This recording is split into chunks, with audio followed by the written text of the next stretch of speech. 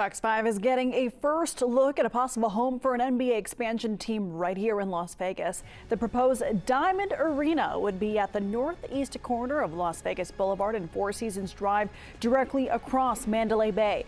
The project will feature a more than 21,000-seat arena design with entrance directly to the Las Vegas Strip and within walking distance to more than 20,000 hotel rooms. This comes after the NBA Board of Governors voted to move forward with the bidding process for a possible expansion team in Las Vegas and Seattle. The Diamond Arena is the latest proposed site for a future franchise. The project also promises the largest parking capacity of any competing site, including more than 18,000 existing spaces and 760 planned VIP spots.